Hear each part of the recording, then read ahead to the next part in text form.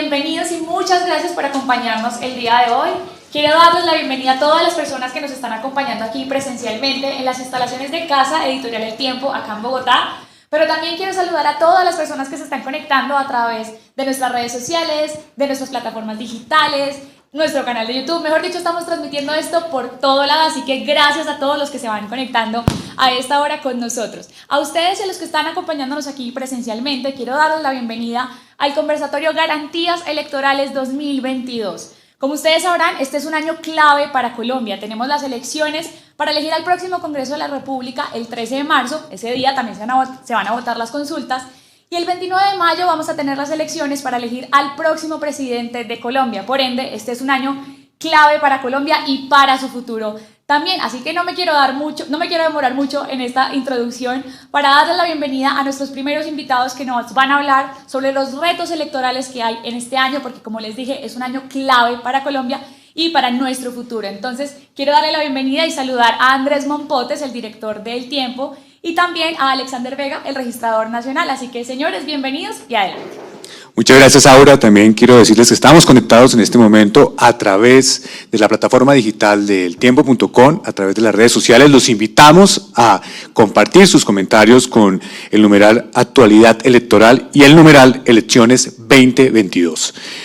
Registrador Alexander Vega, bienvenido. Muchas gracias por estar aquí. Andrés, muchas gracias por estar acá en El Tiempo, la invitación y brindar garantías para todos los ciudadanos. Muy bien, vamos a entrar en materia. Estamos ya a 13 días de las elecciones 1 de marzo, cuenta regresiva, se viene la primera votación del año. ¿Cuál es en este momento para usted ese gran desafío, ese gran reto que tiene para garantizar ese momento tan importante para la democracia, ese domingo 13 de marzo? ¿Le preocupa, por ejemplo, el orden público? ¿Qué le preocupa, registrador? Yo creo que si hay una preocupación que en este momento tenemos es el tema de orden público, las alertas tempranas que ha dado la Defensoría del Pueblo. Pero frente a la logística electoral ya está todo listo. Más de 112.000 mesas desplegadas en todo el país. Por primera vez, después de 20 años, hemos incrementado cerca de 10.000 mesas en las zonas urbanas. Ese va a ser el éxito de la votación. Por primera vez Colombia, la ruralidad va a votar. No solo por la CITREP, sino porque diseñamos un plan de acción para bajar la abstención, ubicando nuevas mesas. Y esa es la garantía que vamos a tener, que la logística se va a cubrir en todo el país y mesas que nunca habían llegado a zonas del país distante, el próximo 13 de marzo van a estar votando. 112.000 mesas, preocupa el orden público. Usted va a poner las mesas, las va a llevar a todos los sitios. ¿Qué pasa si la autoridad, si los organismos de seguridad no pueden garantizar que esas mesas sean realmente puestas en esos sitios, registrador? Yo confío plenamente en el plan Democracia y el plan Ágora que ha sacado el gobierno nacional. Las elecciones son un tema de Estado. Si bien la registraduría logísticamente hacemos las elecciones, la seguridad va en cabeza, pues obviamente el señor presidente, y hay otros organismos que nos están colaborando. Está la Fiscalía General de la Nación, e igualmente están las centrales de inteligencia del gobierno nacional, pero todo el mundo ha desplazado la logística. Yo confío plenamente que independiente a los problemas de orden público, la jornada electoral va a estar tranquila. Yo garantizo como registrador que las mesas lleguen a todos los municipios y corregimientos del país. Son 112.000 mesas, las cuales van a estar ubicadas, como digo, casi más del 60% van ahora a la ruralidad. Eso va a ser un tema importante porque ese colombiano no votaba y creo que la seguridad va a estar garantizada ese día. Usted dice eso. En lo que me compete a mí, usted garantiza todo el material, toda la logística. Hay que confiar en el plan de seguridad. En lo que tiene que ver con ese plan logístico que corresponde a la registraduría, ¿cómo va todo el plan de garantías electorales? ¿Cómo van las misiones de observación? Nosotros diseñamos hace un año un plan de garantías no solo para los candidatos, sino para la ciudadanía. Consiste en varios temas. Primero, la depuración del censo electoral. Segundo, la adquisición del software de escrutinios ordenado por el Consejo de Estado. Y en el tercer punto determinante, las misiones de observación electoral. Junto a la vicepresidenta y canciller hemos trabajado durante 6 meses en la acreditación de 6 misiones de observación. Unión Europea, OEA, AIFES, Centro Carter y CAPEL, que es la que reúne todos los organismos electorales de Latinoamérica. De esas 6, 2 ya se encuentran en Colombia, la Unión Europea y la OEA, y están haciendo visitas en las zonas de CITREP y además de eso, esas 6 misiones 3 de ellas van a estar acompañando la auditoría del software. ¿Y esas misiones han expresado hasta ahora algún comentario en relación sobre cómo va el proceso de transparencia y de garantías? Es decir, ellos van a dar unos informes preliminares, pero en las conversaciones que hemos tenido con los observadores de la Unión Europea y la OEA, total tranquilidad frente a la organización electoral, las garantías que está dando la organización electoral y las inquietudes que han transmitido han sido dos: frente al orden público, que es un agente externo a la registraduría, y el tema de los anticipos para las víctimas que se están postulando en la CITREP.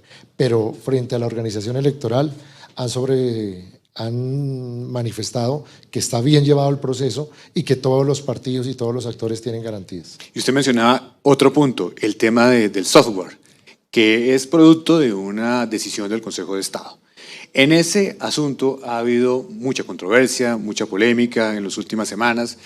¿Cuál es en este momento lo más reciente? Lo más reciente es una carta que se conoció de la vicepresidenta y canciller expresando unas preocupaciones alrededor de cómo garantizar que lo que está alrededor del software permita darle tranquilidad a los colombianos sobre el proceso electoral. ¿Cuál es su percepción sobre esa carta y usted cree que esa es la posición del gobierno?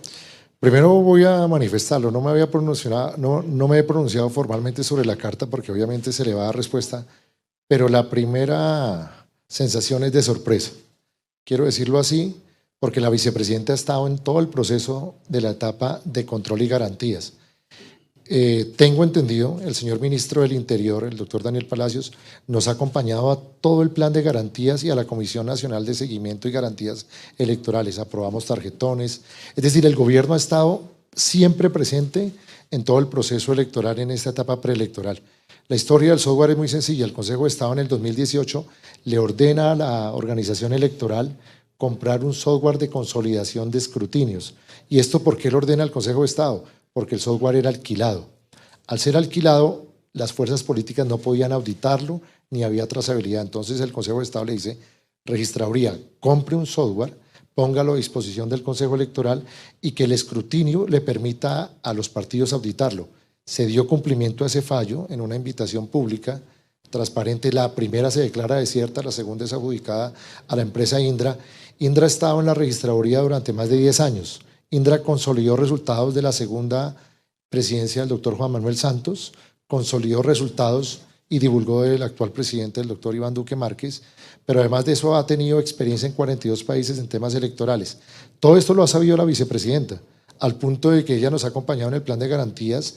Hicimos 2 presentaciones a todo el cuerpo diplomático acreditado en Colombia, ellos manifestaron total tranquilidad, por eso la carta me sorprendió. Considero que si no es falta de comunicación, sí considero que no es una posición del gobierno, teniendo en cuenta que el gobierno ha estado en todos los comités de seguimiento y ha acompañado el plan de garantías, plan democracia y el plan Ágora. Y en ese elemento que usted explica alrededor del software, una decisión que viene del Consejo de Estado, ¿cuáles son los beneficios? ¿Qué va a pasar con este software en las elecciones del 13 de marzo? Por ejemplo, ¿van a ser más rápidos los escrutinios? ¿Qué va a pasar para el proceso electoral? Independiente que lo hubiera ordenado el Consejo de Estado, era importante que el software de escrutinios fuera del Estado. Eso es como un vehículo. Si tú rentas un vehículo, el vehículo tienes que devolverlo. La primera gran ventaja es la transparencia que va a dar el software. Por primera vez en Colombia los partidos van a auditar. Segundo, no lo va a manejar Indra, lo va a manejar el Consejo Nacional Electoral y sus 9 magistrados. Tercero, podrá haber trazabilidad. Antes, cualquier problema que había en la variación de los números de las actas, no había trazabilidad. El software va a permitir transparencia y auditaje. Y lo más importante, la consolidación va a ser muy rápida. Hemos hecho 2 simulacros de preconteo. El sábado pasado terminamos, puedo anunciarlo, en 5 horas logramos en un preconteo, después de las 5 de la tarde, nos daría 10, 11 de la noche, precontar todo el país. Consultas. Preconteo, consultas y congreso. Y congreso. Obviamente son 2 simulacros, vamos a hacer un tercer simulacro este sábado, pero por lo menos aspiro que Colombia se acueste con el preconteo al 100% y toda la digitalización de las actas. Vamos a digitalizar todas las actas de las mesas para que la gente revise preconteo y revise actas de mesa. Esa es una promesa importante porque en otras elecciones… Es un compromiso y es un reto importante, pero la gran tecnología que le estamos aplicando a la registraduría es para llegar a eso. El compromiso es que Colombia se acueste con el preconteo al 100% de todas las corporaciones.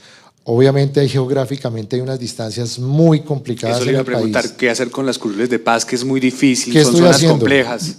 Voy a votar acá temas que son de reserva, pero ya es importante que lo sepa la ciudadanía. Hemos identificado que hay 1.100 mesas en el país que geográficamente no pueden llegar el mismo día. Estamos hablando de zonas como Tumaco de 190 corregimientos que sube la marea y los documentos electorales no pueden llegar. Estamos probando unas tecnologías para transmitir desde la mesa. Los primeros simulacros nos han salido bien. Aspiramos que todo de acuerdo, dependemos de solo una cosa, la conectividad. Por eso la ministra de las TIC ha estado colaborando para que los operadores y con teléfono satelital lograr transmitir esas 1.100 mesas que siempre se demoran llegar, lograr transmitirlas ese mismo día. En eso estamos. Otro punto, el de la auditoría, que es un elemento que se ha mencionado aquí, usted lo ha mencionado. ¿Cómo va a ser la auditoría a ese proceso de software? ¿Cómo los partidos van a poder participar de acercarse a la logística de cómo funciona? Por primera vez, vuelvo y reitero, esa es de las cosas positivas de la adquisición del software. Por primera vez los partidos están auditando el desarrollo del software y obviamente la consolidación. Una cosa que han pedido los partidos es el acceso al código fuente, cómo funciona la matriz del software. Indra elabora el ¿Eso software. no pasaba antes? Nunca. Y esa era la gran protesta, no solo de la oposición, de muchos sectores políticos. Decían que ellos querían entrar al software, ver su funcionamiento desde el código fuente, y este software y este plan de auditorías permite que los partidos, que ya todos tienen su auditor, pueden entrar al código fuente, verlo, ver las pruebas de carga e ir revisando la consolidación cada vez que se hace después del escrutinio a las 4 de la tarde. Otro tema, la depuración del censo. Eso ha sido parte fundamental de la preparación para estas elecciones. ¿Eso qué ventajas tiene, qué han encontrado y qué va a representar ahora que vienen las primeras votaciones del año? Dentro del plan de garantías era algo que nosotros no podíamos dejar de reconocer. Salir, yo decirle al país que no habían muertos en el censo, eso era una mentira. Que los hay, habían fallecidos, y eso obedece a algo. El registro de defunción en Colombia está en la carga de los familiares que registran la defunción. La registraduría desde el año 2014 le reportan obviamente los hospitales y igualmente las centrales, la fiscalía también reporta cualquier fallecido, reporta también las funerarias. Antes del 2014 la defunción se registraba. ¿Qué ocasionó esto? Que la gente no registraba a sus muertos, no era una omisión de la registraduría. Al no negar esta verdad, lo que hicimos fue más bien, vamos a depurar el censo. Nombramos 1.400 jóvenes en Colombia porque este trabajo no es sistematizado. Hay que ir a las funerarias, a las notarías y a las registradurías buscando esos registros de defunción y preguntándole a la gente en campañas, registra la defunción de su familiar. El hecho de que aparecieran en el censo para votar no era una omisión de la registraduría. El familiar no registraba su defunción. ¿Qué logramos? 336.000 fallecidos que estaban en el censo en trabajo coordinado con el DANE. Porque es que el DANE también, los muertos que teníamos nosotros en el censo, también le aparecían en el DANE en sus bases de datos. Es decir, los muertos del censo aparecen en todas las bases de datos del país, porque al estar en el Archivo Nacional de Identificación como vivos, aparecen en todas las demás bases de datos del gobierno nacional y de los demás entes del Estado. ¿Qué hicimos? Encontramos 336.000 y hemos seguido depurando. Vamos a seguir depurando porque es un trabajo de campo. Hicimos también la anulación de 42.000. Eso quiere decir que de aquí a las elecciones de mayo van a haber más. Es que más, en este momento los jóvenes siguen buscando en las notarías. Nosotros cubrimos el 100% de registradurías, funerarias, y ahora estamos con los notarios, vamos como en el 60%, porque hay registros de defunción que la gente tal vez lo hizo, pero nunca lo reportaron. ¿Y esos muertos votaban antes? Lo que nosotros hemos visto no es que los muertos hayan votado, es que la gente que mantenía la cédula de su persona fallecida la vendía. Entonces se suplantaba en la mesa. Claro, es una expresión para hablar de cómo utilizaban la figura del muerto para poder hacer utilizaban la trampa. figura del muerto. Nosotros, de la analítica que hemos hecho, no aparecen casos como unos 300, 400 personas que se suplantaron por esos muertos en elecciones pasadas. Pero eso se va a solucionar con dos temas: la huella y la firma en todos los formularios y 25.000 lectores biométricos en la mesa en los mapas de riesgo electoral donde nos indicaron que hay suplantación. Si llegan a quedar muertos en el censo, no va a ser viable la suplantación, porque está la biometría y la huella y la firma en los formularios. Registrador, ¿cree usted que la pedagogía o el conocimiento al menos de los colombianos sobre cómo se va a votar en esta primera elección del año, consultas, que es un panorama nuevo, tantas consultas para los colombianos, curules de paz, el tema también del Congreso, son alrededor de 300 curules a proveer y los candidatos son centenares? ¿Usted cree que los colombianos tienen realmente un conocimiento pedagógico de cómo hacerlo, de qué les puede pasar si no utilizan bien el tarjetón? ¿Qué pasa si no marcan bien el tarjetón? ¿Qué cree usted que va a pasar con tantas elecciones este 13 de marzo? Cambalache se vende esta casa en el barrio San Antonio de la ciudad de Villavicencio, Meta, Colombia. 2 habitaciones, sala, comedor, cocina, patio, 2 baños, 140 millones de pesos negociables. Celular 310-583-0294, 310-583-0294. Hola amigos, el Instituto Petrolero está de aniversario y lo queremos celebrar con ustedes. 4 carreras técnicas: operador de pozos de petróleo y gas, auxiliar de ingeniería civil, técnico en seguridad en el trabajo y auxiliar administrativo y contable. Con tan solo 100.000 pesos se pueden inscribir. Marquen ya 314-392-2999. 314-392-2999. Estamos ubicados en Villavicencio, frente al Hospital Departamental del Meta, en la glorieta del Barzal Alto. Y recuerden, la clave del éxito es estar preparado cuando la oportunidad se presenta. Cambalache se vende esta casa esquinera de 2 niveles con 2 locales, 2 apartamentos independientes en el barrio Ciudad Porfía de la ciudad de Villavicencio, Meta, Colombia. 5 habitaciones, 2 salas, 2 comedores, 2 cocinas, 2 zonas de lavado, garaje, servicios independientes, 320 millones de pesos negociables. Celular 317-834-9205, 317-834-9205. Vamos para el Senado, Centro Democrático, Manguito es el 12. Vota Centro Democrático número 12, Manguito senador. ¡El de Uribe!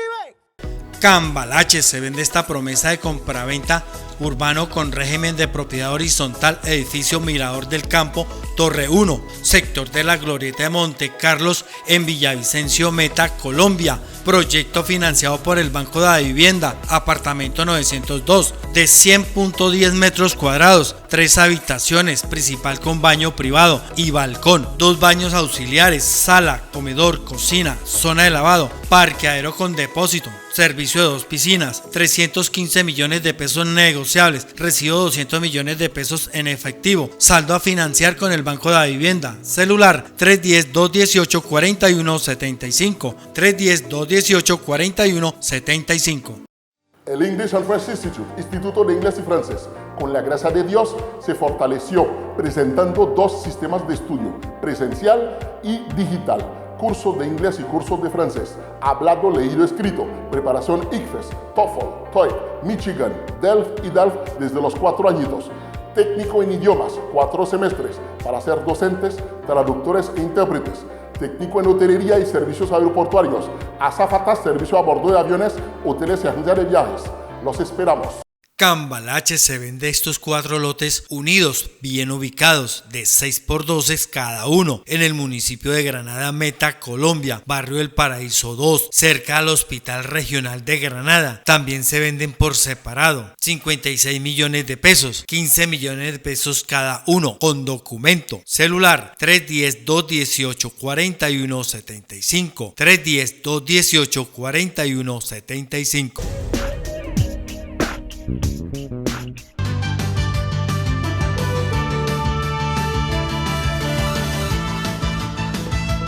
Bueno, algo que nosotros analizamos fue revisar primero cuáles eran los errores que se cometían en el pasado.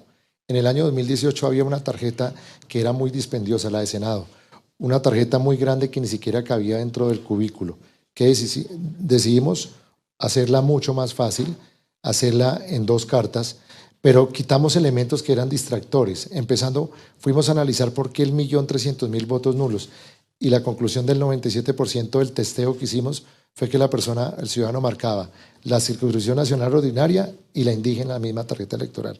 Esa fue la decisión que tomamos en diciembre con los partidos, separar las tarjetas.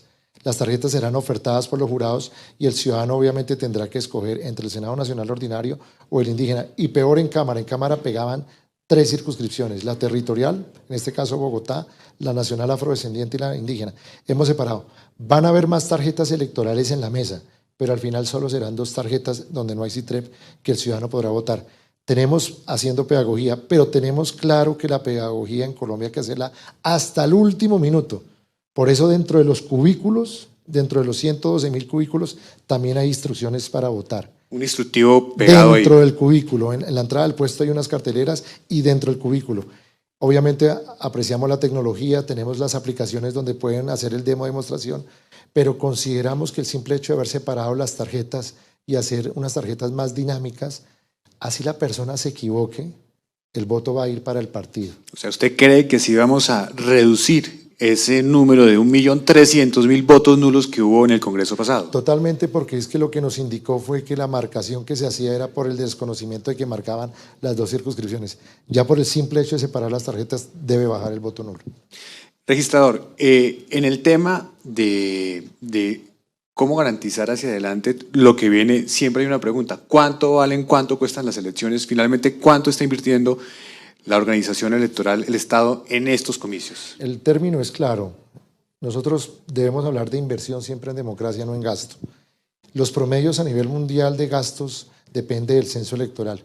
Nuestro país ha sido claro en que para invertir en democracia hay que invertir obviamente en tecnologías, en aplicaciones, y por eso el Código Electoral entrará a abaratar cuando lleguemos a las modalidades de voto electrónico, que estamos esperando que la Corte Constitucional lo revise y dé su venia para que se pueda implementar. Hoy en día, el proceso de consejos de juventud que tuvimos en diciembre, la primera vuelta presidencial y Congreso tienen un costo de 1.200.000 millones. Este es el promedio habitual que se gasta cada 2 años, porque luego, ténganlo entendido que salimos de presidencial y arrancamos en octubre el calendario de las regionales. Ese es el presupuesto que gradualmente se va incrementando en un 10%. ¿Cómo se abarata eso? Con el uso de la tecnología. Nosotros debemos de llegar a un punto de gastar menos papel, buscar nuevas tecnologías, y por eso el Código Electoral implementó modelos de votación a futuro que van a abaratar, obviamente, el certamen electoral. En un tema general, para ir cerrando, registrador, ¿qué le dice usted a esos candidatos o a esos líderes políticos que en medio del proceso, además de señalar dudas, dicen incluso que si no se sienten tranquilos podrían desconocer el resultado de las elecciones? Yo creo que no va a poder haber esa posibilidad por 2 razones. Primero, porque las actas van a quedar digitalizadas. Es decir, la gente considera que el tema es el software. Nosotros no votamos de manera electrónica en Colombia. Está el voto manual. Los votos están ahí, las actas están ahí. Los software lo único que hacen es consolidar la información de lo que están en los votos y las actas. Si aparecen 10 millones de votos de un candidato en las bolsas, en las actas, el software tendrá que decir que son 10 millones. Entonces, igualmente podrán hacer auditoría a la consolidación e igualmente los testigos electorales y en las comisiones escrutadoras. No olvidemos que quienes escrutan este país son los jueces de la República. Entonces, decir que no se va a reconocer un resultado, pues yo creo que la misma realidad dinámica lo va a dar a entender. Están los votos, las actas, está el software de consolidación, está el preconteo, y hay 6 misiones de observación electoral que van a legitimar el resultado. Es decir, el gran valor que tiene nuestra democracia y que en otros países no tiene es que nosotros sí tenemos observación acreditada. En otros países se usa la figura de invitados o en otros países no aceptan la observación. Nosotros no hemos abierto como Estado colombiano 6 misiones de observación para hacer algo que sea indebido. Las 6 misiones, los resultados, la auditoría va a hacer que los candidatos deban aceptar los resultados porque todo va a estar verificado. Registrador, un mensaje final sobre cómo va ese plan de garantías. ¿Qué espera usted que pase el 13 de marzo en relación con la transparencia, la rapidez y los resultados de las elecciones? Primero, agradecer a toda la logística de la registraduría. Se van a desplegar, todas las entidades del Estado van a desplegar gente para el control electoral. La sola logística de la registraduría son 100.000 personas trabajando ese día para la registraduría. Todos están capacitados. Estamos estrenando jurados de votación. Recuérdate que había una disposición donde solo se podían escoger 2 sectores, partidos políticos y empleados oficiales, que hubo el tema de los profesores, que un partido solicitó un requerimiento, entonces para darle garantías a todos. ¿Qué sectores entraron nuevo a esa composición de los jurados? Pues le comento que hicimos un nuevo software de selección de jurados. El primer rango fueron los partidos políticos, es decir, por primera vez los partidos hicieron el ejercicio, se ocupa la mesa con el sector de partidos. El 70% de Colombia va a estar ocupado por estudiantes universitarios. Estudiantes estrenándose como jurados. Unos que nos ayudaron en consejos de juventud y otros que se están estrenando. El 60%, Bogotá, el 80% son estudiantes universitarios de las grandes ciudades. Estamos construyendo democracia. Esos jóvenes, me comentaban ahorita en la capacitación, están yendo todos a capacitarse. Es decir, tienen un compromiso no solo con el tema de la democracia, sino quieren aprender. Entonces, estamos con partidos políticos, estudiantes universitarios, empleados de empresas privadas, empleados oficiales y docentes. Pero al final todo quedó en cabeza de estudiantes universitarios y partidos políticos. Todo eso hace parte del plan de garantías para que la gente y la ciudadanía vote tranquilamente y se den las garantías para que el voto llegue a tiempo, se reporte a tiempo y escrutemos rápido. Registrador, muchas gracias. Cerramos ahora este segmento. Estamos hablando sobre los retos que vienen para Colombia en materia electoral en este año clave para el país, porque vamos a tener varias elecciones muy importantes para definir el futuro de Colombia. Así que sin más preámbulo, quiero darle paso al siguiente segmento de este conversatorio, que lo va a estar moderando nuestro director Andrés Mompotes. Vamos a estar acompañados de Alexander Vega, el registrador nacional del Estado Civil, también de Margarita Cabello, la Procuradora General de la Nación, Felipe Córdoba, el Contralor General de la República, Carlos Ernesto Camargo, el Defensor del Pueblo, y Francisco Barbosa, el Fiscal General de la Nación. Así que adelante y bienvenidos, muchas gracias por acompañarnos. Muchas gracias, seguimos conectados. Les recordamos a todos los que están en este momento viendo este foro a través de la plataforma digital del tiempo.com y a través de las redes sociales también de esta casa editorial, que pueden hacer sus comentarios con la etiqueta actualidad electoral y la etiqueta también numeral elecciones 2022. Y ahora lo que vamos a continuar en este conversatorio es a conversar con los responsables de varias de las entidades que hoy garantizan el ejercicio democrático en Colombia. Vamos a tener aquí, como lo mencionaba ahora nuestra presentadora, al señor Fiscal General de la Nación, a la Procuradora General de la Nación. También tenemos nuevamente al registrador y al defensor del pueblo. Esperamos en unos minutos, en unos segundos, que se vincule a esta charla el Contralor General. Entonces, bienvenidos, muchas gracias por estar acá. Vamos a empezar y a entrar en materia. Quiero empezar con el fiscal. Estamos a 13 días, fiscal, de las elecciones, primera votación del año, unos momentos cruciales para la democracia colombiana. Y en el ambiente sigue la preocupación de muchos colombianos alrededor de temas que tienen que ver con los delitos electorales, la compra de votos, los escándalos alrededor de ese tema han vuelto a resurgir. El caso de Aida Merlano le volvió a recordar a los colombianos que ese sigue siendo un fantasma que está presente en los procesos electorales. Fiscal, ¿qué se está haciendo y cómo se está trabajando para que este tipo de comportamientos no se presenten ahora que estamos a tan pocos días de las elecciones? Bueno, muchas gracias, Andrés, y muchas gracias a todas las personas que están, no están escuchando. ¿Aló? Muchas gracias. No. Muchas gracias por esta invitación. Un saludo a la señora Procuradora, al señor Registrador, al señor Defensor. La Fiscalía General de la Nación ha venido preparándose desde hace ya varios meses. Expedimos una directiva para poder tener equipos en el terreno, unos equipos que puedan avanzar estrategias investigativas en todo el territorio nacional, en la etapa preelectoral, en la etapa electoral y en la etapa postelectoral. Ya tenemos esos comités liderados, en este caso, por todas las unidades y las direcciones delegadas de la Fiscalía General de la Nación. También la Vicefiscal General está al frente del asunto.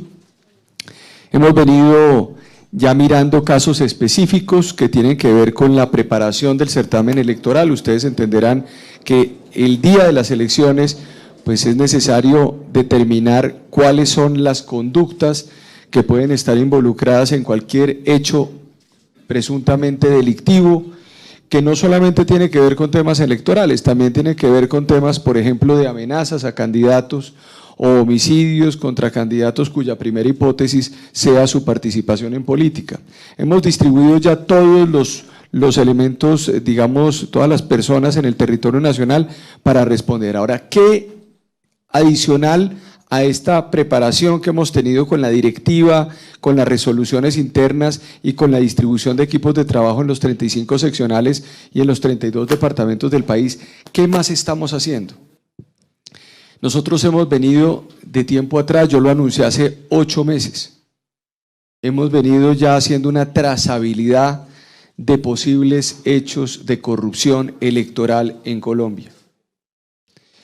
Nosotros en los próximos días tomaremos decisiones importantes frente al tema electoral en Colombia, en la utilización de recursos públicos que al mismo tiempo fueron utilizados indebidamente para hacer campañas políticas. Fiscal, ¿va a haber decisiones antes de las elecciones sobre personas relacionadas con ese tipo de perturbaciones al proceso electoral? Va a haber decisiones de la Fiscalía. ¿De qué tipo de personas, funcionarios, personas ciudadanos del común? Va a haber funcionarios públicos involucrados en este tipo de conductas. Sobre las acciones que se hagan frente a, digamos, ya ciudadanos, se van a tener entonces esos monitoreos el día de las elecciones y posteriormente continuará la Fiscalía General de la Nación haciendo un trabajo después de las elecciones parlamentarias con esos mismos equipos. Vamos a hacer una consolidación del trabajo y de priorización de casos que nos lleguen y denuncias que nos lleguen para enfrentar el periodo electoral posterior, para seguir haciendo un monitoreo y responder rápidamente. Hablábamos hace unos minutos con la señora procuradora, con el señor defensor, de nada le sirve a Colombia que tengamos denuncias y esas denuncias no se resuelvan rápidamente sobre la base de que existan elementos materiales probatorios y evidencia física. Nosotros tampoco vamos a permitir que aparezcan denuncias sin sustento que permitan simplemente utilizar la entidad para que salga del campo político una u otra persona en el certamen electoral. Cuando yo le hablo de que habrá resultados muy importantes sobre la base de prueba técnica que nos permite determinar efectivamente. ¿Y qué va a pasar con esas denuncias sin sustento que, como usted dice, buscan precisamente desviar la atención? No, rápidamente nosotros tenemos que también, y eso lo hemos venido trabajando dentro de la entidad, con el comité además de priorización que se creó con la resolución, denuncias sin sustento tendrán rápidamente una respuesta de la Fiscalía diciendo que no tienen sustento y por ende se archivarán. Aquello que no sea susceptible de comprobación o que no tenga sustento probatorio, rápidamente tendrá que archivarse para mostrarle también a la opinión pública que no existió conductas delictivas. Incluso pero hay casos, nosotros quiere decir que hay muchos casos, fiscal. ¿Usted le preocupa que se esté configurando un escenario de intento de generar muchos delitos electorales durante el 13 de marzo? Siempre ocurre, Andrés, este tipo de conductas. Esto no es propio de este fenómeno electoral, de esta etapa electoral. En este momento existen todo tipo de estrategias para tratar de sacar del camino los contrincantes políticos. Nosotros somos una entidad técnica de la rama judicial del poder público. Tenemos que ser muy conscientes de que nosotros para tomar una decisión tenemos que tener suficiencia probatoria. Hay que recordarle al país algo que me parece trascendental, y es que el sistema acusatorio, la ley 906, plantea un debate fundamental, y es que la Fiscalía General de la Nación tiene que probarse todos los días ante jueces de control de garantías. O sea, las decisiones que toma la Fiscalía, cuando un fiscal dice y tiene los elementos para solicitar una orden de captura o para formular una imputación en una audiencia concentrada ante un juez de garantías o solicitar una medida de aseguramiento de cualquier nivel de las que está consagrada en el Código de Procedimiento Penal, tiene que tener una suficiencia probatoria y hacer una inferencia razonable de autoría o participación frente a quien está actuando. Entonces usted no puede llegar a decir cualquier cosa, porque eso evidentemente lo que produce es un desprestigio de la Fiscalía General de la Nación. Y puede haber muchas discusiones sobre la gestión que se ha venido dando al interior de la Fiscalía General de la Nación en estos ya 2 años y estamos arrancando el 3er año, pero improvisados no somos.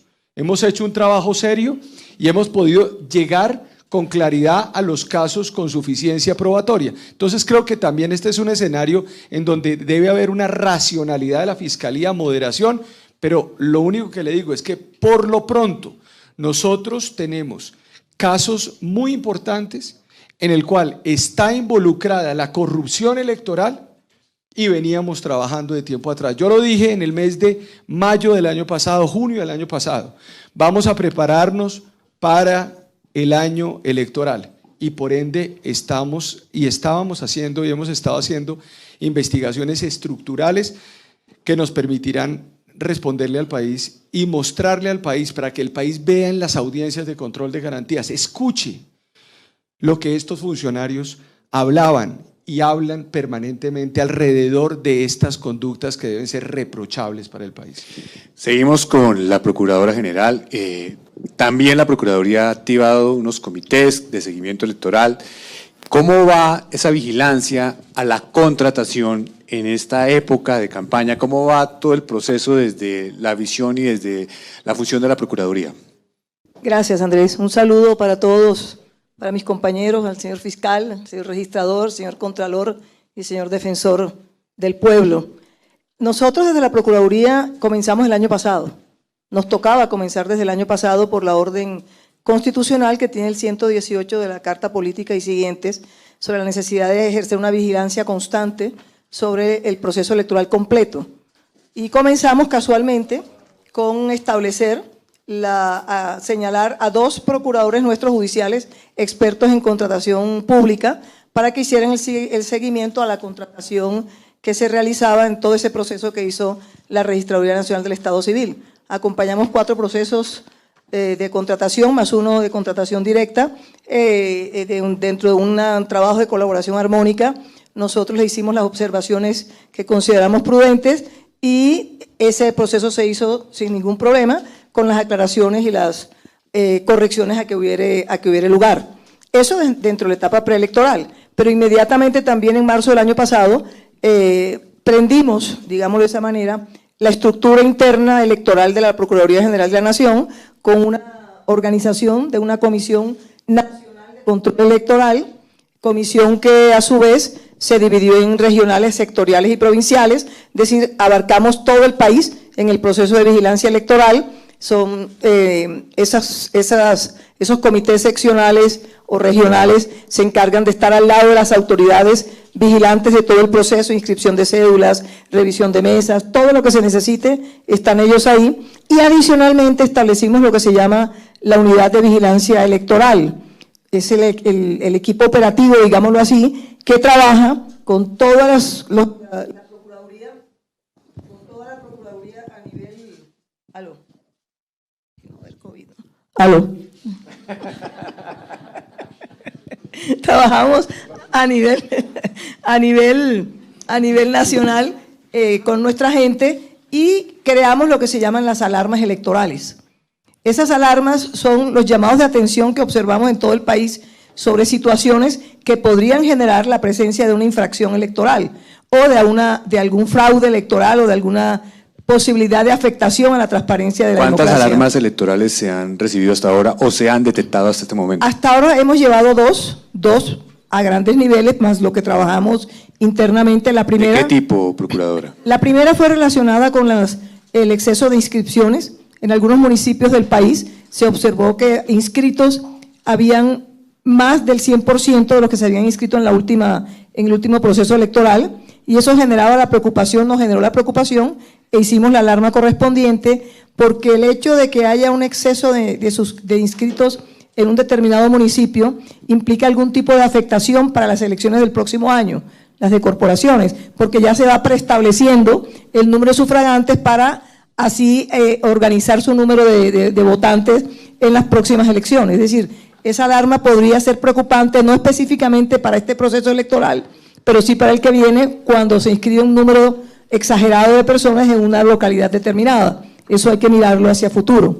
Y una segunda alarma electoral es la que nos preocupa mucho y la tenemos muy consciente, más de 270 municipios aún no la han acatado, y es la de obligar o recordarle a los alcaldes la necesidad que tienen de expedir los actos administrativos relacionados con la reglamentación y regulación de la publicidad electoral.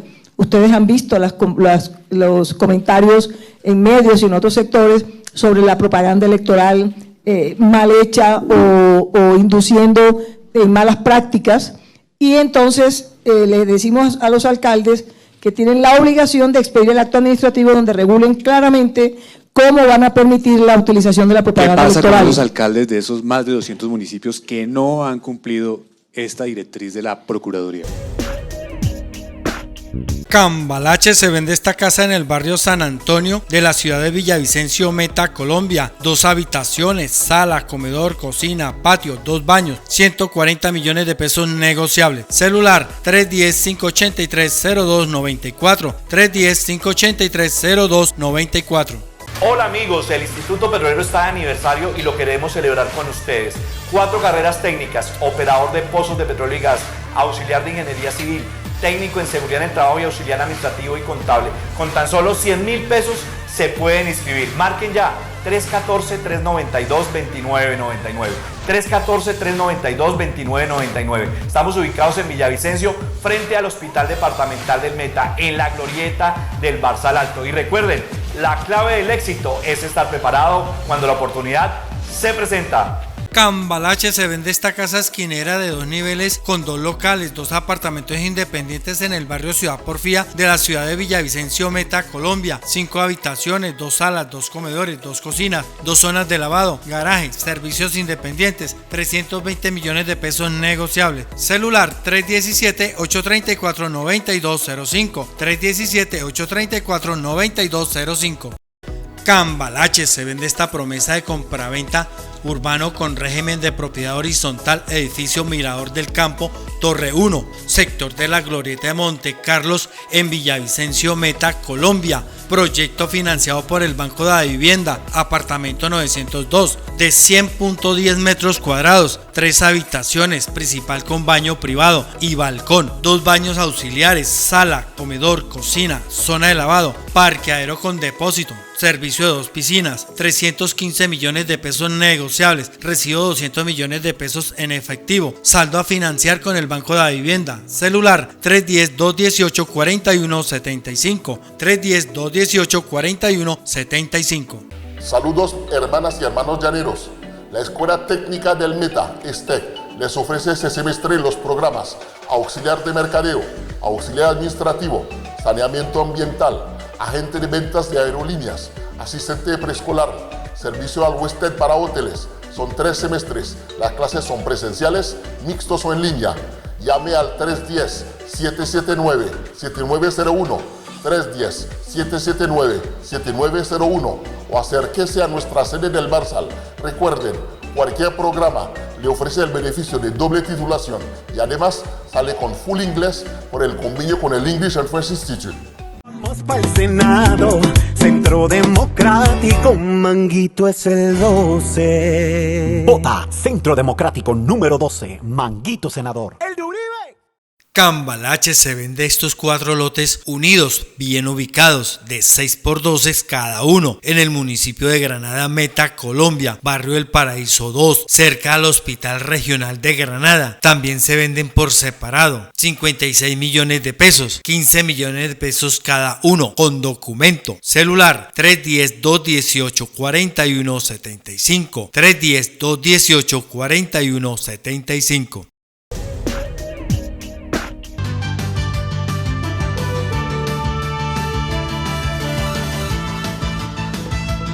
Ese es lo que yo llamo en la Procuraduría zanahoria y garrote. Nosotros trabajamos en la Procuraduría y ese ha sido mi lema desde que entré: preventivo, avisarles, prepararlos, darles la formación, instruirlos Pero si ya no se logra de esa manera, nos toca ir a lo que llamamos el garrote, que es el ejercicio de la misionalidad disciplinaria sancionatoria, porque esos quedan incursos en hechos tipificados como infracción disciplinaria. Entonces, ahí nos toca estar muy pendientes. El fiscal mencionó ahora que se vienen unas decisiones de tipo penal que algunas de ellas tocarán funcionarios públicos, no nos ha querido dar la primicia aquí, lo entendemos perfectamente, pero en el caso de la Procuraduría, ¿qué se está trabajando en relación con los funcionarios públicos? Usted, por ejemplo, por participación en política también abrió unas indagaciones. ¿Eso cómo va? La alcaldesa de Bogotá está en esa lista. ¿Cómo va ese tema? Sí, yo podría decirles que aun cuando no se note mucho, nosotros tenemos en la actualidad desde enero del año pasado, marzo que empezó el proceso electoral en firme, el preelectoral, nosotros tenemos 92 actuaciones activas relacionadas con infracciones o presuntas infracciones disciplinarias por participación en política. Y sí, dentro de esas tenemos algunos alcaldes, algunos gobernadores, y hay 6 que han sido las que más, podríamos decir que son las más notorias por la connotación de quiénes son, pero tenemos 92 activas en este momento. Podríamos hablar de exactamente la alcaldesa de Bogotá, el alcalde de Cartagena, el gobernador de Caquetá, y así tenemos algunos que ya vamos en etapa probatoria verificando la existencia o no de esa participación en política. ¿Y eso se puede resolver, perdón, procuradora, antes de finalizar las elecciones de aquí a una eventual segunda vuelta en junio? Podría ser siempre y cuando las certificaciones que necesitamos probatoriamente nos lleguen a tiempo, que es en la etapa en que estamos. Recuerden que la verificación de Twitter o de información por vía de redes implica la certificación y la verificación de la existencia real del Twitter o de la información tecnológica, la verificación de que quien habla sí es quien debe hablar, y eso implica un proceso probatorio que lamentablemente, como yo siempre he dicho, las investigaciones probatorias nuestras, así como la de la Fiscalía, no van a veces con la velocidad con que van los anuncios mediáticos. Nosotros necesitamos tener la certificación probatoria de los hechos, que son la sustentación básica del hecho, en mi caso, de que origina la infracción disciplinaria. Si tenemos eso, inmediatamente lo haremos. De hecho, ya estamos todos los días dictando pliegos de cargos, emitiendo sanciones, en todo lo que tiene que ver con el debate electoral y con otras acciones disciplinarias que no tienen que ver con el debate electoral, pero que tienen que anotarse independientemente de quién sea el funcionario. Ayer, por ejemplo, suspendimos por 8 meses a un alcalde de un municipio del Caquetá por unos actos de infracción disciplinaria que, independientemente del proceso electoral, nos toca asumir nuestra función, nuestro rol disciplinario y cumplir. Y así todos los días estamos emitiendo ese tipo de sanciones. Muchas gracias, procuradora. Seguimos por este lado con el defensor del pueblo. Usted, que ha tenido que recorrer el país en relación con las necesidades de derechos humanos que tienen los ciudadanos, ¿qué está viendo de la gente? ¿Qué está escuchando de la gente sobre la posibilidad o no de tener unas elecciones tranquilas en ciertas partes del país? ¿Qué le preocupa y en qué regiones les preocupa que el proceso electoral pueda verse truncado por la acción de grupos ilegales? Andrés, muy buenos días. Un saludo muy especial, agradeciendo a la Casa Editorial del Tiempo por la invitación. Nosotros desde la Defensoría del Pueblo hemos venido desde el mes de septiembre, el año inmediatamente anterior, haciendo visitas territoriales donde hemos podido no solamente evidenciar y visibilizar las situaciones de derechos humanos producto de la pospandemia, sino también hemos visto situaciones donde se ha recrudecido la injerencia e incidencia de los grupos armados ilegales en el territorio, donde vemos poblaciones que han sido azotadas de manera inclemente por los grupos armados ilegales, siempre en procura esos grupos en el accionar de buscar el control territorial, o muchos de ellos con la presencia histórica que han tenido, siempre con el propósito perverso e ilícito de lograr el control de las rutas del narcotráfico. De manera de que eso son situaciones vulneratorias que se presentan en el territorio, como los desplazamientos forzados de comunidades, de centenares de comunidades y familias. También vemos el confinamiento de muchísimas familias, lo propio el reclutamiento, que ha sido otra de las prácticas reiteradas y sistemáticas que han venido utilizando estos grupos armados ilegales de nuestros niños, niñas y adolescentes y jóvenes, de manera de que son muy variopintas. ¿Y qué zonas en particular le preocupan? ¿Qué zonas para ese 13 de marzo usted dice, aquí vamos a tener un reto para garantizar que la gente pueda votar con tranquilidad, sin ningún tipo de presión? ¿Cuáles son esas zonas que a usted le preocupan? Nosotros lo hemos advertido de manera reiterada en nuestras más de 230 alertas tempranas que hemos emitido desde la entrada en vigencia del decreto 2124 del 2017. Pero quiero hacer especial énfasis en la alerta temprana 04 del 2022, con un contexto electoral.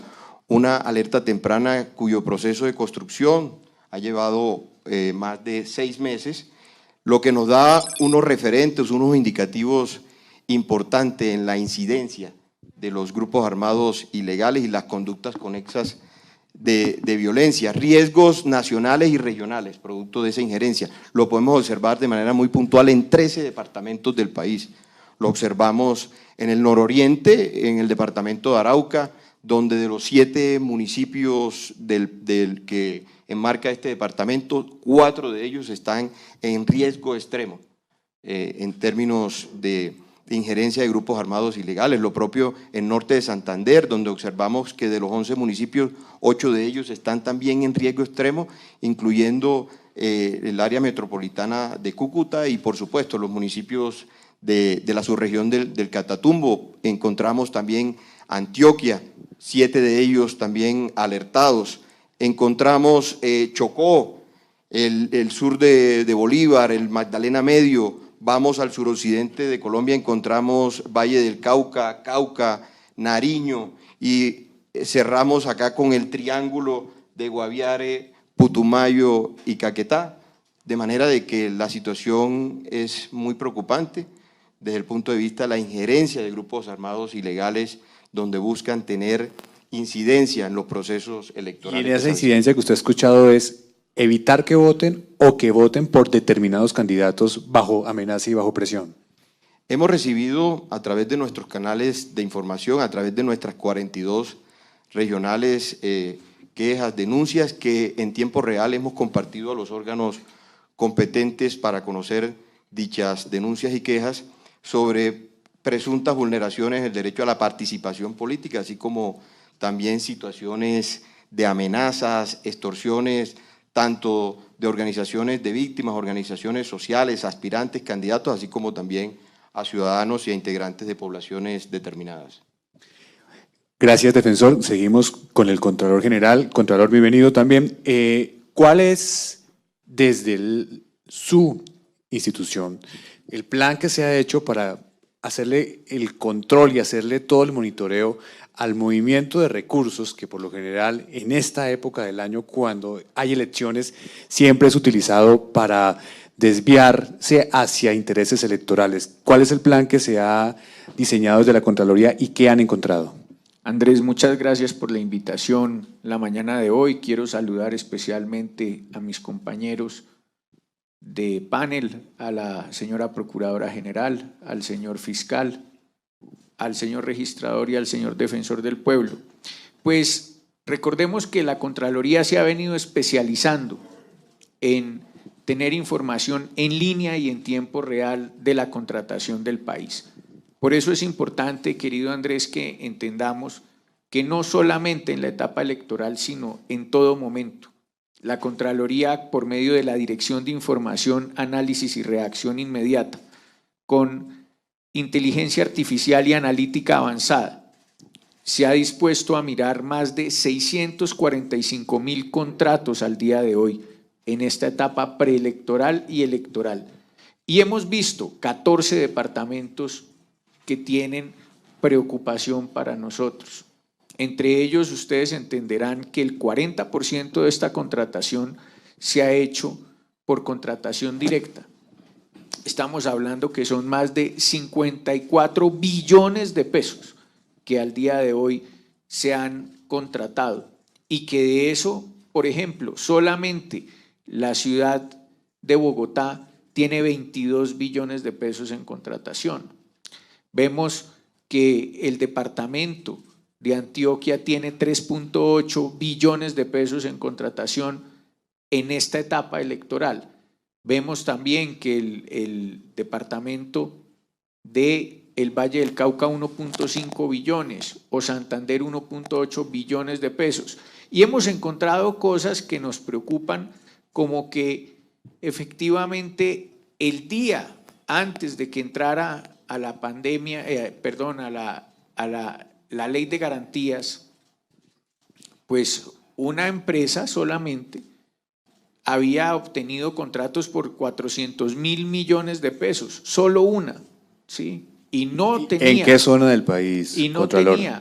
Y no tenía efectivamente los registros, los certificados de disponibilidad presupuestal de Colombia Compra Eficiente. Y en ese sentido vemos con serios problemas. Eso hace parte de nuestra investigación y por eso te decimos que pues, tenemos por ahora reserva. No nos puede decir en qué zona, decir, pero está identificada esa empresa como una… Está identificada la empresa, la zona. Pero que le cuente, dice el fiscal. Pero por supuesto te enviamos toda la información y no tiene el cumplimiento, por así decirlo, del lleno de requisitos. Y tenemos muchas otras en donde corrieron demasiado, que ese es uno de los problemas de la ley de garantías, correr demasiado para hacer contratos, dentro de los cuales hay personas naturales y jurídicas, que es la misma persona en donde ha incrementado su contratación en el 7.800%, ¿sí? Y allí es en donde vemos gran preocupación. Por eso, pues eso hace parte de nuestras investigaciones al día de hoy, pero créeme que tendremos resultados pronto sobre ese tema. Pero también hay una situación inédita que le toca afrontar a usted y es que hubo unas excepciones para esa ley de garantías que en este momento están en curso. ¿Qué han encontrado ustedes en esa contratación que por la ley quedó disponible para este proceso electoral? Como te decía anteriormente, hemos visto que siguen contratando, por ejemplo, en el tema de regalías, vemos que solo después de empezar la ley de garantías se han aprobado más de 1.500 proyectos por 2 billones de pesos. Y hemos visto que en el 30% de ellos hay falencia en el lleno de requisitos de estos proyectos. Allí es en donde hemos puesto la lupa y hemos empezado a enviar la información a nuestros homólogos para poder avanzar rápidamente en la actuación y ponerle efectivamente el coto o ese paro a los que se quieren quedar con la plática de todos los colombianos. Contralor, ¿usted piensa que esa norma aprobada por el Congreso terminó por generarle una presión adicional a ustedes en su labor de control y fiscalización y a la situación de poder evitar que haya irregularidades durante el proceso? Pues yo creo, Andrés, que con la ley de garantías o sin la ley de garantías tenemos que hacer lo mismo nosotros. Yo creo que es perverso lo que se genera con la ley de garantías hoy, porque hoy lo que está buscándose es que contraten más rápido, contraten y se preparen para contratar antes y busquen antes de una u otra forma ver cómo cumplen los requisitos antes de y planear cómo se quedan con los contratos desde antes porque ya saben que llega la ley de garantías. Entonces eso es un problema. Pero si tuviéramos nosotros el estado normal, efectivo de lo que podemos nosotros hacer, tal vez podríamos nosotros vigilar sin ningún problema. Lo que está sucediendo es que se dispara la contratación de manera inimaginable, es en un 1000% lo que se dispara la contratación antes de ley de garantías. Y créeme que el cuello de botella que se genera, no solo en Colombia Compra Eficiente, sino en las plataformas de SECOP 1 o SECOP 2 que se tienen hoy en Colombia, sino en todo lo que es el cuello de botella de las entidades es gigantesco. Eso solo se presenta durante la etapa electoral y por ahí puede irse mucha cosita. Se puede ir mucha cosita porque pues entre tanta cosa que hay, tanta información, pues se les pasa a la gente. Lo que no se nos está pasando a nosotros gracias a la inteligencia artificial y a la analítica avanzada. Seguimos con el registrador, conversábamos hace unos minutos sobre todo el proceso logístico para garantizar que haya transparencia, rapidez, unos resultados claros este 13 de marzo. En la organización electoral siempre existen funcionarios de muchos años que conocen que el día de las elecciones o el día previo se empiezan a configurar una serie de movimientos de personas interesadas precisamente en cometer delitos electorales. Usted, con ese conocimiento de la organización electoral, ¿qué le podría pedir a los organismos de control que están hoy acompañándonos? Poner atención, ¿qué ha escuchado que puede pasar este 13 de marzo? ¿Qué pediría usted que sea clave y que esté en el centro de atención de los organismos de control, de la Fiscalía también? Pues Andrés. Sonido. Pues Andrés, primero decirte que acá está la demostración de por qué manifiesto que las elecciones no son solo de la registraduría. Esto es un tema de Estado. Y creo que estas elecciones han estado coordinadas por todas las instituciones, además del gobierno, que hay que reconocer lo que ha estado muy pendiente el señor ministro del Interior, Daniel Palacios, las fuerzas militares de policía y obviamente los organismos de control. El día de elecciones es un día de imprevistos y lo que hace uno como registrador es que ningún imprevisto de estos afecta el certamen electoral. Hoy yo le puedo decir acá a los compañeros de panel, obviamente a la señora procuradora, al señor fiscal, al señor contralor y al señor defensor, que en ese trabajo que hemos hecho en las comisiones de seguimiento electoral durante ya casi 6 meses, hemos corregido todos los detalles. A este punto hay 2 asuntos determinantes.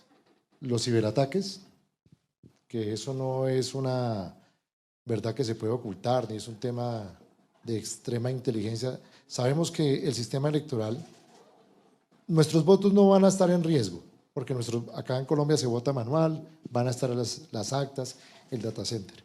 Los ciberataques que hacen a los sistemas electorales es para generar una percepción de caer el sistema y lo que nos van a atacar, además porque es claro, los ataques van a venir a todas las páginas. ¿De dónde van a venir esos ciberataques? A veces se menciona que hay centros por fuera del país dedicados a ese tipo de estrategia. Los ataques no son acá internamente en Colombia. ¿De qué países podrían provenir? La información que nos dio las centrales de inteligencia y la policía está Rusia, China, Venezuela, Nicaragua, y países de Europa del Este. Esos son los países que siempre se identifican, donde atacan son las páginas. No es que acá van a entrar al sistema y que se van a borrar los votos, no, porque los votos están ahí. Lo que van a intentar es tumbar las páginas de la registraduría, el Consejo Electoral, el preconteo. Para eso nosotros nos hemos preparado como registraduría, pero eso no sobra, está la policía. En eso nos va a ayudar también la Fiscalía, coordinando eso. Y el otro tema sí es el asunto del orden público en 2 sentidos. Primero, la corrupción electoral, que sé que la Fiscalía ha desplegado un trabajo inmenso.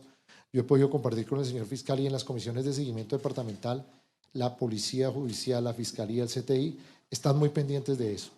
Obviamente como registraduría nosotros tenemos que colaborar para evitar la suplantación, porque es que el voto, la compra del voto se compra la cédula o se suplanta o va a la otra persona y intenta de alguna manera cómo le demuestra al que le está ofreciendo la compra del voto cómo compró el voto. Entonces, al haber puesto biometría en la mesa, eso le va a ser más difícil para la compra del voto, la suplantación. El poner la huella y la firma le va a ayudar a la Fiscalía, que si una persona se suplanta por otra, se puede capturar inmediatamente ahí. La mayoría de delitos electorales son en flagrancia. Entonces yo veo 2 temas.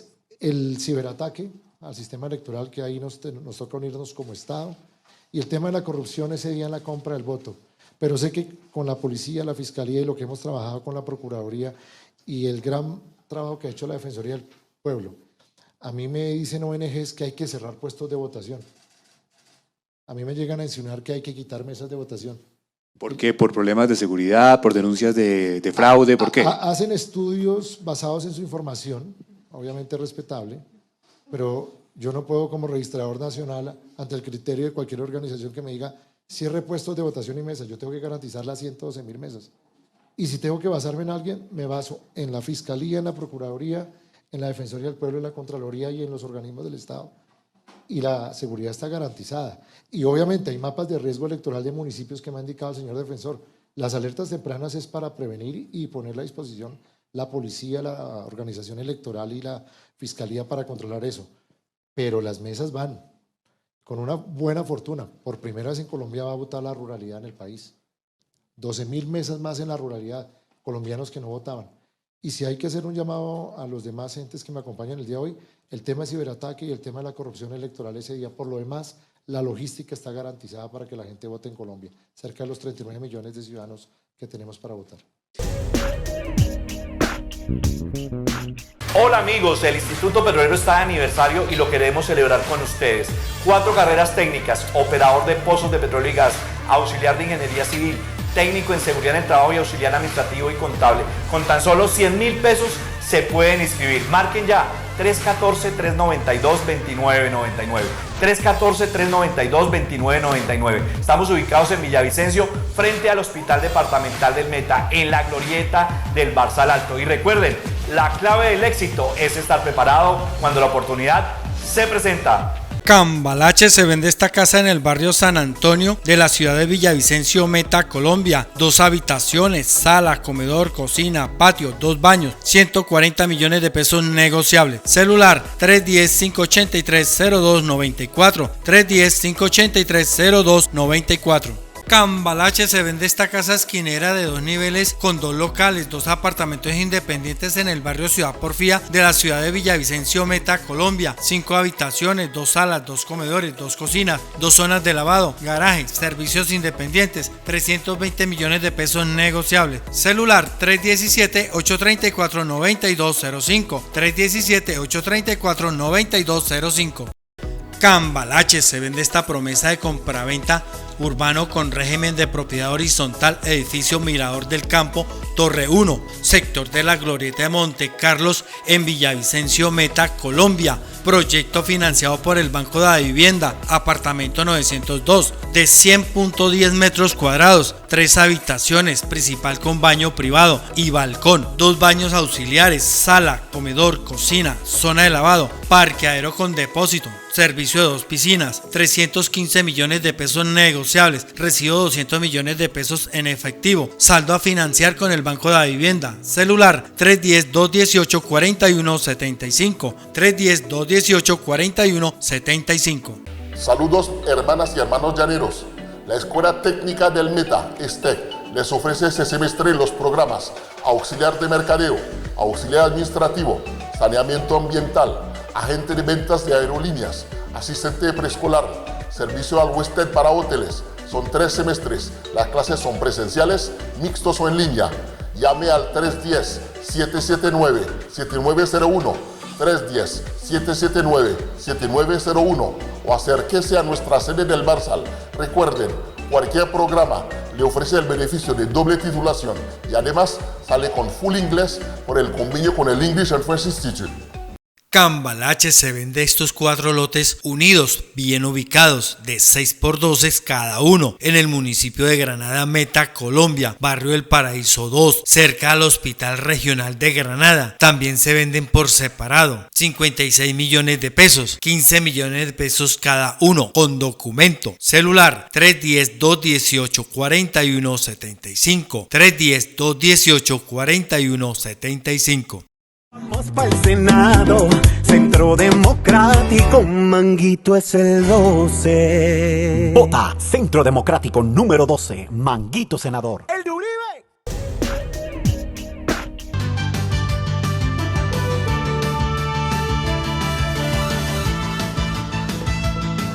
Fiscal, continuando con usted, aquí hubo ese llamado del tema de los ciberataques. Combatir los delitos informáticos para un país como el nuestro es un desafío. Hay que reconocer que en eso apenas estamos preparándonos. En eso todavía tenemos muchas deficiencias. ¿Cómo puede garantizar ese apoyo la Fiscalía intentando detectar quiénes puedan estar detrás de esos intentos de tumbar la página de la registraduría el día de las elecciones? Bueno, en primer lugar, nosotros, la tarea de la Fiscalía no es una tarea preventiva. Nuestra función es la de investigar hechos que pueden ser constitutivos de delitos. Nosotros no hacemos prevención, creo que esa función es una función que le corresponde también a otras entidades del Estado. ¿Qué hemos hecho nosotros y qué tenemos nosotros en camino? Nosotros tenemos ya un grupo especializado de fiscales destacado con líneas investigativas además que están incluyendo también el tema del delito informático en las elecciones.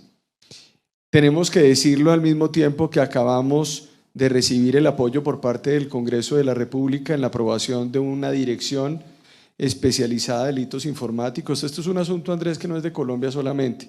Yo me he reunido con homólogos en Francia, en Bélgica, en Holanda, en Suiza, en Estados Unidos, América Latina, y hay una preocupación real frente al tema de, uno, los ciberataques en escenarios, episodios electorales, y dos, todo lo relativo a los delitos de lavado de activos por criptomonedas y cibercriminalidad. Entonces esa es una realidad que tenemos. Nosotros hemos aprendido mucho. La Fiscalía tiene un grupo importante de personas que ya conoce esta circunstancia. Cada entidad tiene que tener mecanismos de prevención frente a sus propios sistemas de información. La Fiscalía General de la Nación lo tienen las diferentes entidades. Ese día nos toca estar a todos muy articulados. Lo que acaba de decir el registrador es muy importante desde el punto de vista de que la votación sigue siendo una votación manual en Colombia, que permite entender que no puede desaparecer la votación en un momento determinado, que es el gran riesgo que tiene el voto electrónico también. La gente ha sido obsesiva en muchos lugares diciendo debe haber solo voto electrónico, y el voto electrónico puede dejar a un país sin votación después de un certamen electoral, y no hay cómo recuperar esa votación, o terminaría pagándose por una información donde se violarían todos los parámetros de trazabilidad y de cadena de custodia de los votos que se dan ese día. Entonces estamos listos, sabemos los riesgos que plantea y que ha planteado el señor registrador. Nosotros hicimos la resolución que desarrolló la Directiva 002 de la Fiscalía de este año con fundamento en un mapa de riesgo electoral también. Un mapa de riesgo electoral donde para nosotros son esenciales, por ejemplo, fueron esenciales escenarios o tomar en cuenta el censo electoral, la presencia de actores armados ilegales, el fraude electoral, la minería ilegal y cultivos ilícitos, la violencia contra líderes sociales y una base de datos que es la base de datos de la Unidad de Recepción Inmediata de Transparencia Electoral, Uriel, del Ministerio del Interior. Y también tenemos entonces con fundamento en ese mapa electoral, distribuimos las capacidades de la Fiscalía General de la Nación en todo el territorio. Entonces yo creo que ese es un primer tema que hay que abordar. Un segundo tema es el tema del orden público. Efectivamente, nosotros sabemos que hay una situación de orden público compleja en Colombia. Esto no puede, vuelvo y repito, esto no es con discursos absolutamente inocentes como podemos resolver un tema que es crucial en muchos lugares del territorio nacional. Pero yo sí celebro el hecho de que nosotros no nos acobardemos y las mesas vayan, de que finalmente la democracia tiene que ser una democracia sobre la base de que no puede haber un amedrentamiento por parte de órganos armados o de grupos armados impidiendo que la gente salga a votar. Yo creo que hoy tenemos un país de todos modos mucho más consolidado democráticamente a pesar de la existencia de esos problemas. Y quería, por ejemplo, decirle, a pesar de que estamos en temas electorales, ¿cierto? Y de que hoy el país está enfocado en lo electoral, la Fiscalía General de la Nación no solamente está actuando frente a la corrupción electoral, porque nosotros no nos podíamos detener frente a este tema solamente, sino también tenemos otras visiones de la corrupción de los funcionarios públicos. El día de hoy, por ejemplo, la Fiscalía General de la Nación va a radicar solicitudes de audiencia de imputación contra el exgobernador de Arauca, José Facundo Castillo Cisneros, por 4 contratos que tuvieron relación con celebración indebida en desarrollo de sus actividades como gobernador, en temas relativos a dotación de mobiliario escolar en instituciones educativas del departamento, en el PAE, en la entrega de kits de ayuda alimentaria. Y ustedes entenderán, este gobernador es un gobernador que está en este momento con detención preventiva en centro carcelario, y con esto nosotros fortalecemos incluso con 4 casos más esta solicitud de detención carcelaria que vamos a radicar el día de hoy ante la justicia. Y yo creo que recordemos que esta persona presuntamente, y por eso está en este momento en detención domiciliaria, tenía una relación con el ELN en ese departamento en el marco de una presunta corrupción que se presentó en ese departamento. Entonces, lo que quiero decir es lo siguiente: nosotros, la corrupción no es solamente el día de las elecciones, la corrupción no solamente se prepara con posterioridad a las elecciones en el marco, por ejemplo, del arreglo de cuentas o de maquillar cuentas para presentar una información viciada al Consejo Electoral. La corrupción se inicia desde el mismo momento en que muchas de estas personas son financiadas con una suerte de carrusel por contratación pública, posteriormente entran y empiezan a socavar y digamos, atacar todo el patrimonio del Estado en sus departamentos para prepararse para estos certámenes electorales. Por eso yo creo que la acción de la Fiscalía en los diferentes casos tienen que ver, uno, con acciones que venían, dos, con acciones que tienen que ver con el tema electoral, donde hay algo que se planteaba por parte del señor Contralor que yo rescato en este momento, y es que el señor Contralor planteaba algo que me parece vital: el uso de las regalías. Ahí hay un tema importante en donde la Fiscalía justamente tiene que ver en la decisión que yo anuncié hace unos minutos. Es decir, cuál es el uso que se está haciendo de esas regalías y cuál es el relacionamiento malsano que se está presentando desde el orden del Congreso o desde el orden nacional frente al manejo, uso indebido y robo de recursos públicos a través de alcaldes en diferentes lugares del territorio nacional para financiar elecciones. Y yo creo que eso es hacia donde nosotros tenemos que guiarnos, con la información además que el señor Contralor, con el que hemos venido trabajando entre Vicecontraloría y Vicefiscalía, ya tenemos unas mesas técnicas para verificar ese aumento excesivo de la contratación pública que ha venido dándose, y seguramente tendremos unos resultados concretos, Contralor General, Fiscal General y Procuradora General, en una revitalización de la mesa anticorrupción que hicimos después de la entrada del COVID-19, cuando lo hicimos en el mes de marzo, y seguramente tendremos unos resultados conjuntos también en esa mesa técnica para poderle dar al país respuestas en pleno proceso electoral. Yo creo que eso es muy importante, Andrés, porque las entidades de control y la Fiscalía General de la Nación, como parte de la rama judicial, tienen que ser concretas y rápidas también cuando existen elementos materiales probatorios para llevar a esas personas ante la justicia. Y, procuradora, menciona el fiscal, lo mencionó también el registrador, el contralor. Respuestas concretas en pleno proceso electoral. Usted, en el seguimiento con los comités que ha instalado, ¿qué le preocupa de los funcionarios públicos que hay que disciplinar, pero que tienen en sus manos recursos que utilizan o pueden utilizar con esta excepción de la ley de garantías en función de alguna campaña, de algún beneficio para un candidato? Sí, bueno, en primer lugar quería decirles que a nosotros también como Procuraduría nos preocupa mucho la transparencia, porque es el respeto a la democracia lo que se juega en estos procesos electorales.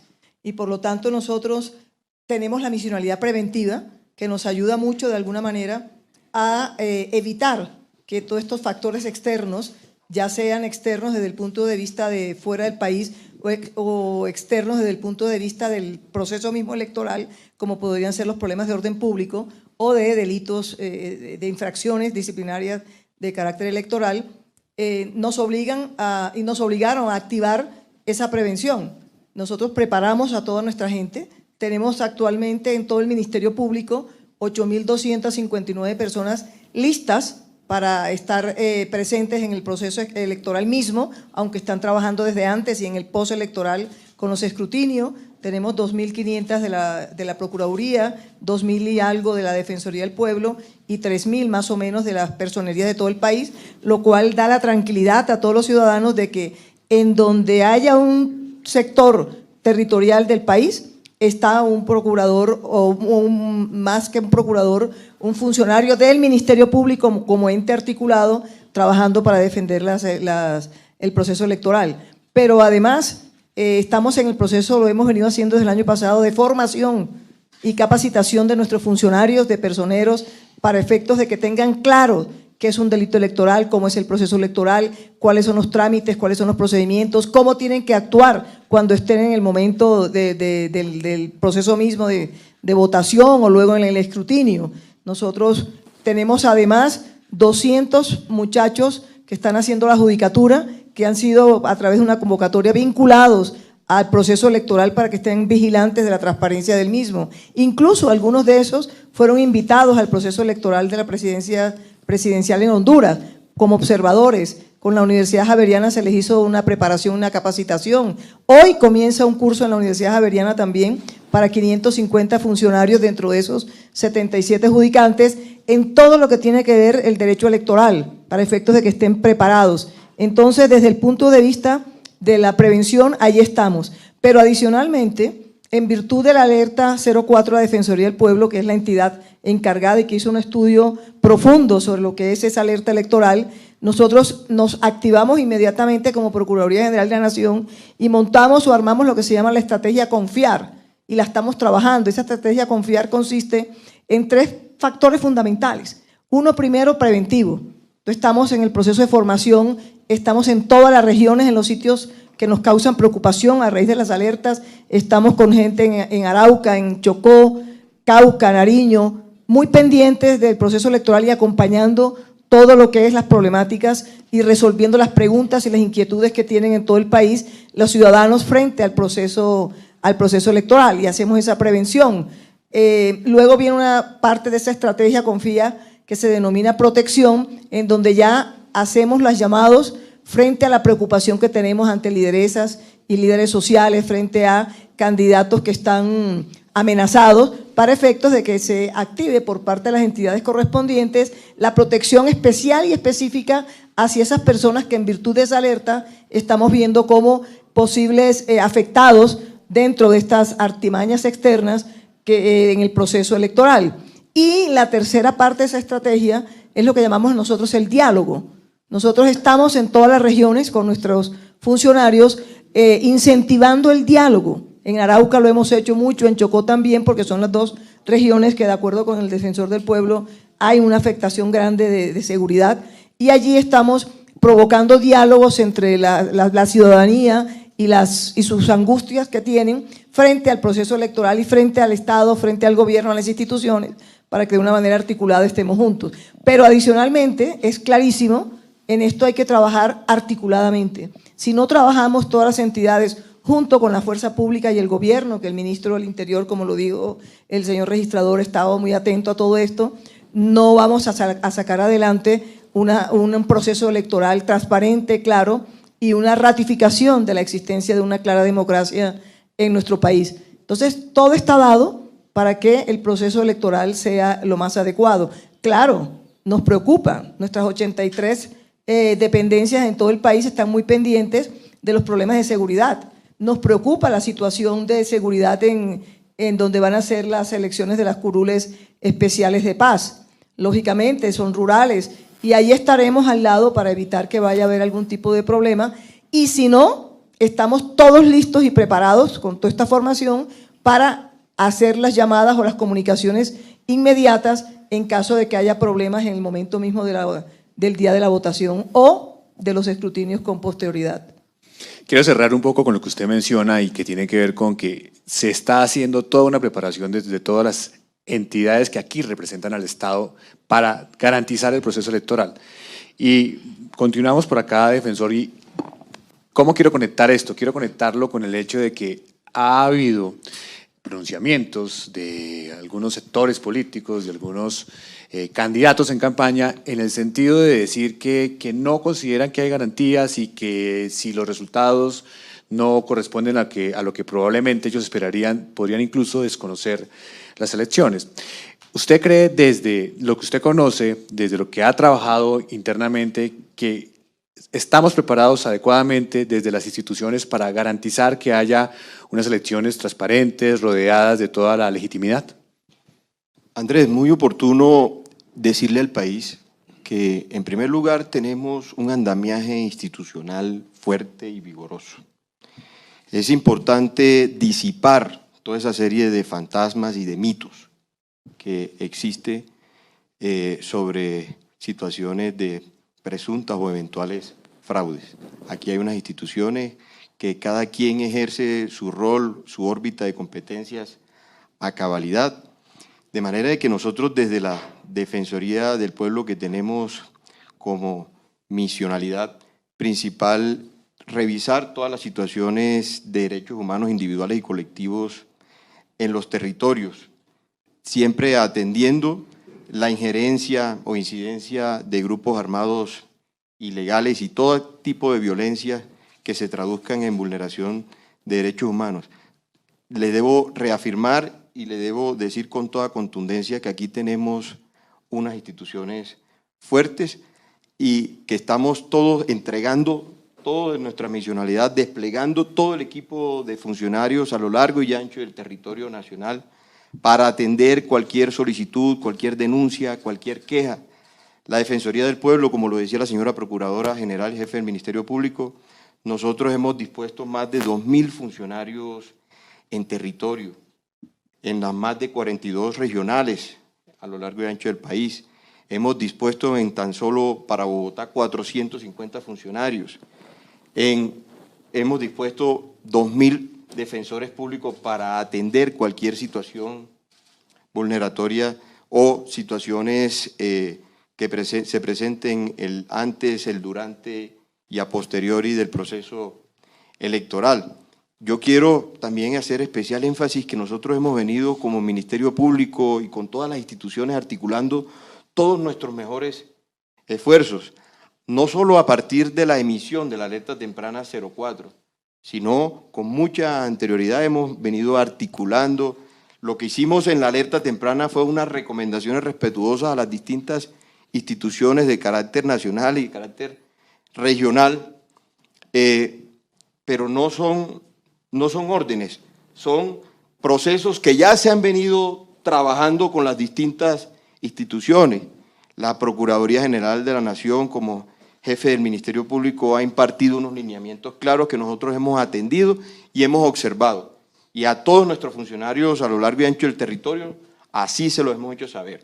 La Fiscalía General de la Nación ha hecho lo propio, hemos articulado todo lo que tiene que ver con mesas interinstitucionales para lo que es la protección de líderes sociales. En el caso nuestro, ellos en su rol de máximo órgano investigativo del Estado, con la organización electoral, con la registraduría, con el Consejo Nacional Electoral, hemos participado en rutas pedagógicas, en acompañamiento permanente, porque quiero hacer especial énfasis en algo. Si bien hemos acompañado los procesos eleccionarios del año inmediatamente anterior, la elección de juntas de acción comunal, los procesos de elección de los consejos municipales y locales de juventudes, también este año los 3 procesos de elección de presidente y vicepresidente de la República, lo propio la elección del Congreso de la República, pero quiero hacer especial énfasis en la elección histórica y sin precedentes, como es la elección de las 16 curules, de las circunscripciones transitorias especiales para la paz. Porque ahí hay que decirle al país que esa elección tiene un carácter eminentemente reparador de las víctimas. Y por eso nosotros hemos advertido 167 municipios del país donde observamos que el 82% de dichos municipios presentan riesgo electoral alto. Lo propio, nosotros desde nuestro sistema de alertas tempranas hemos emitido más de 117 alertas tempranas en todos esos municipios PEDET. El trabajo ha sido importante y dando pasos, pero eso de manera en solitario no se puede hacer. Eso es con el concurso, con la articulación institucional. Lo propio hemos hecho con el Gobierno Nacional, con el Ministerio del Interior, con el Ministerio de Defensa, porque aquí tenemos que garantizarle la seguridad a los líderes, a las lideresas sociales, a los defensores de derechos humanos, a las organizaciones de víctimas. Muy bien. La misma pregunta, señor Contralor. ¿Cuál es su opinión frente a este tema? Bueno, querido Andrés, nosotros desde la Contraloría General de la República venimos preparándonos con nuestra delegada de participación ciudadana, tenemos nuestras líneas 018.000, nuestras gerencias en campo, pero sobre todo, lo más importante, el diálogo permanente con la comunidad. Esas veedurías ciudadanas son las que nos están dando la información en línea y en tiempo real de lo que viene sucediendo en cada zona del país. Y con ellas y con nuestra aplicación Control App, que tenemos georreferenciación, tú puedes subir cualquier video, puedes subir cualquier documento, puedes además revisar cualquier prueba que quieras montar allí, la puedes enviar. Con ellos estamos trabajando de la mano y rápidamente podemos reaccionar en ese sentido.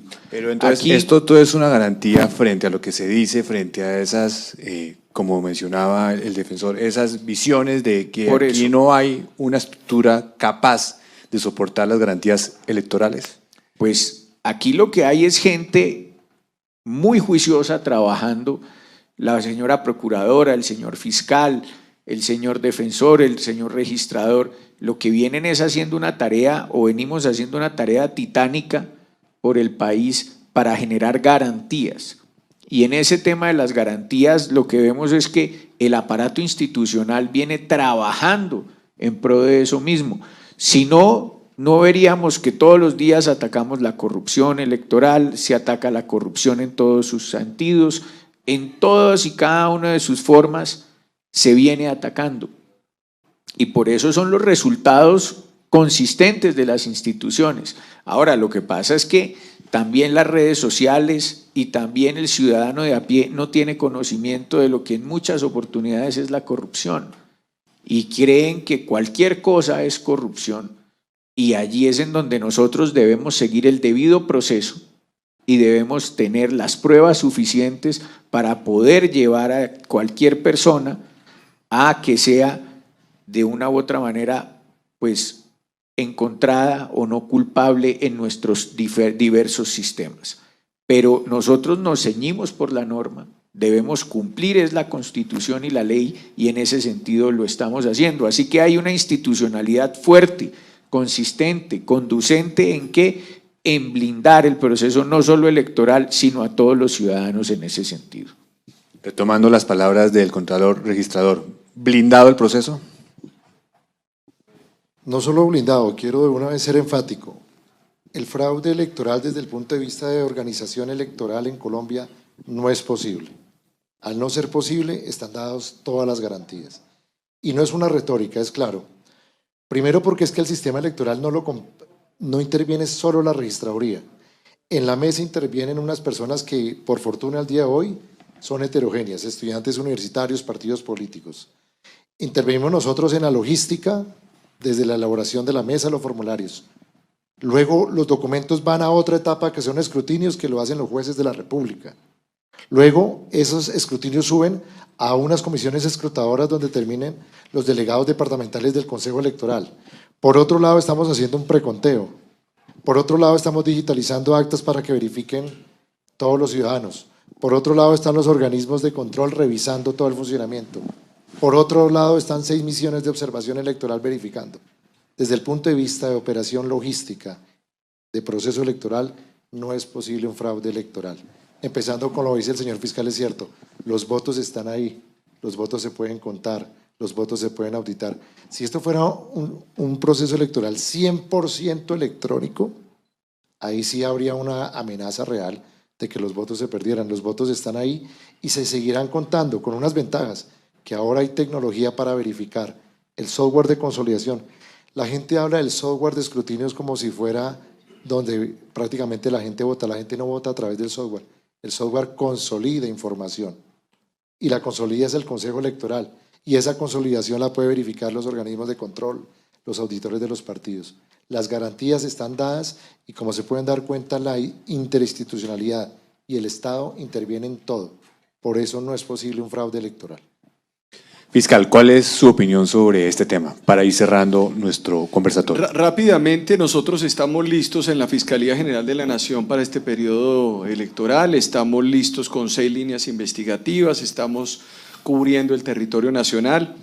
La gente, por cuenta además de este trabajo de 2 años en los territorios, Andrés, en los que yo he liderado con este equipo muy importante que tengo en la Fiscalía General de la Nación, se ha liderado todo este proceso de trabajo con la comunidad, ha generado también que la comunidad aumente la denuncia, que la comunidad se acerque a la Fiscalía, que la Fiscalía General de la Nación hoy sea un organismo muy importante que permite trabajar en las calles. Nosotros somos los que a la hora de la verdad tenemos que estar al lado de la ciudadanía para evitar que se presenten estos hechos, o por lo menos para acudir rápidamente cuando estos hechos se presentan y necesitamos el proceso investigativo. Tenemos ya una alianza muy importante con nuestra DIJÍN, con las SIJINES, con la Policía Nacional, con Ejército, con todas las entidades del Estado. Tenemos una institucionalidad tremendamente fuerte. Ahora,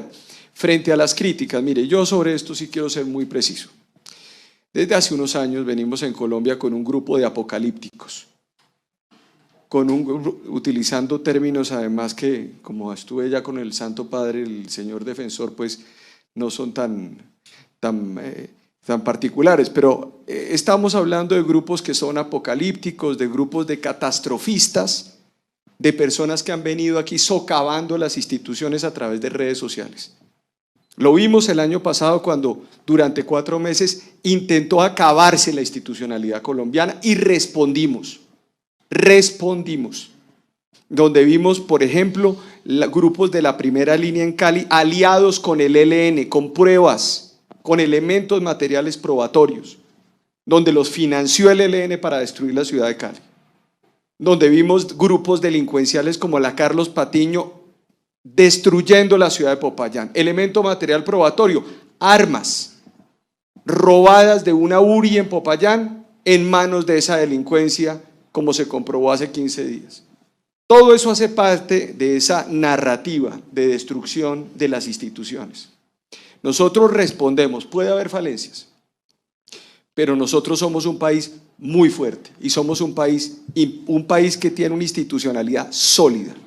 Y creo que nadie puede dudar de la legitimidad de las elecciones de los últimos 25, 30, 40 años en este país. Entonces los mismos actores que se sintieron bien siendo elegidos hace unos años en Colombia no pueden venir a decir hoy que se sienten preocupados por la legitimidad de las mismas instituciones que además les permitieron llegar a los cargos de elección popular hace unos años. Yo sí creo que con esto lo que hay que entender es que en la vida hay unos que ganan y otros que pierden. Y obviamente, como decía un expresidente de los Estados Unidos, el presidente Bush, decía, es muy duro ganar las elecciones y es muy doloroso perderlas.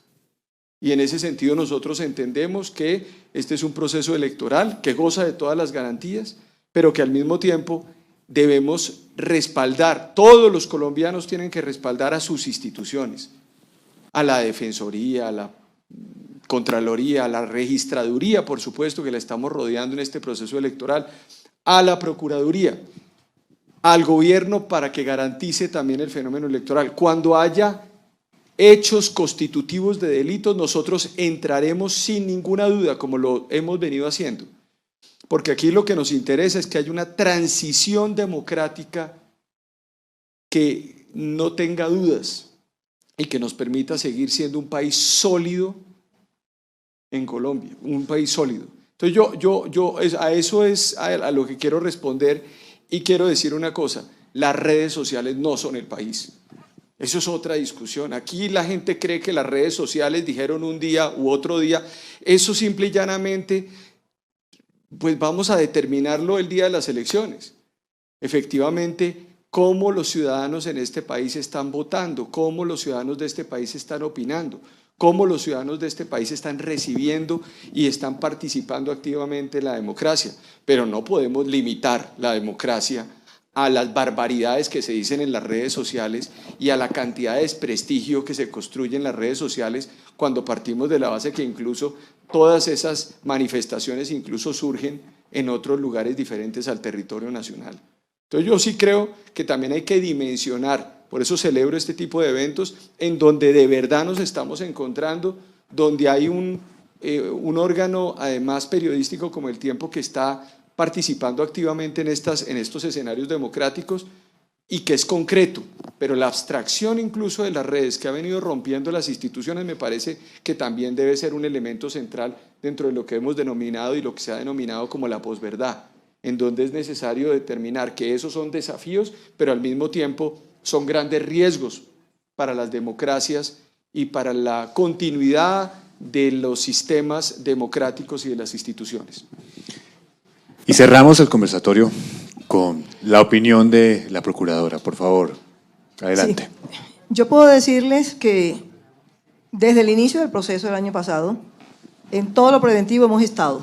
Hay garantía de que el proceso fue vigilado, la parte precontractual y contractual, para poder empezar con este proceso electoral. Todo lo preventivo se ha vigilado, la Procuraduría está al lado. Estamos listos para la parte del momento de la votación, el proceso de votación, y listos para el proceso de escrutinios. 83 procuradurías en todo el país, 8.259 funcionarios listos para estar atentos en todo el país a estar cuidando la transparencia de las elecciones. Estuvimos muy atentos al proceso de inscripción. Hay 2.830 candidatos que se inscribieron para el Congreso. Revisamos uno por uno su inhabilidad, su incompatibilidad, su situación. De esos 13 resultaron con inhabilidades. 6 de esos 13 se inscribieron para los procesos de curules de paz. Ya pasamos la información, como teníamos que hacerlo, al Consejo Nacional Electoral. Es decir, nosotros estamos listos, con la Procuraduría preparada, formada académicamente para eso. Están listos, le hemos hecho todas las llamadas de atención, le hemos dicho a los alcaldes y a los funcionarios territoriales todo lo que tienen que hacer.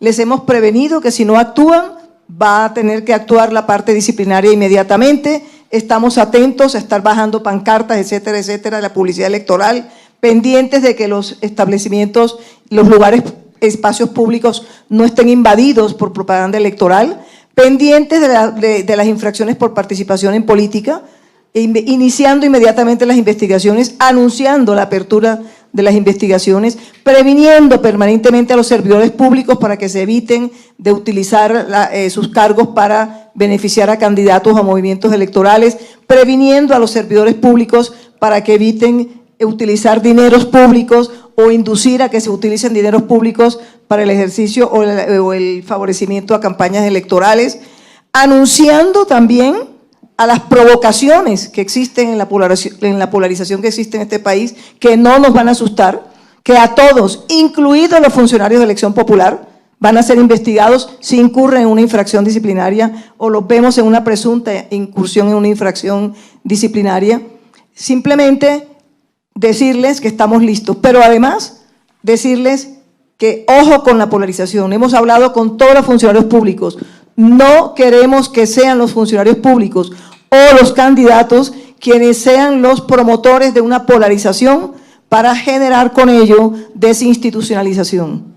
La sociedad tiene que saber que es la veedora de las elecciones, que es la receptora de una democracia que debe querer con toda seguridad y que nosotros como instituciones estamos para proteger a esa sociedad. Las juventudes las estamos moviendo a través de nuestra delegada para que vayan a los procesos electorales y además, con la gran preocupación que tenemos, les decimos a todos, no crean con percepciones psicológicas que implican la inducción a orientar una votación o una participación en un determinado movimiento político. Entonces, estamos listos, nosotros vamos a seguir en la región en esta campaña de no polarización. Nosotros estamos sobre la base de una democracia que debe lograrse a través de la conciliación y la tranquilidad de todos los ciudadanos. Y termino diciéndoles que casualmente por las preocupaciones que existen en el país frente a los problemas de orden público, nosotros invitamos y citamos a la Procuraduría para una conversación muy seria y muy tranquila, como lo hemos hecho siempre dentro de la solidaridad de trabajo interinstitucional, a la cúpula militar, al ministro de Defensa y al ministro del Interior esta semana para efectos de analizar fríamente y con tranquilidad los problemas de garantías de seguridad en las regiones en donde podría haber preocupación por la tranquilidad electoral. Con todas estas previsiones de un gobierno atento, de unas instituciones listas, yo creo que la ciudadanía, si además baja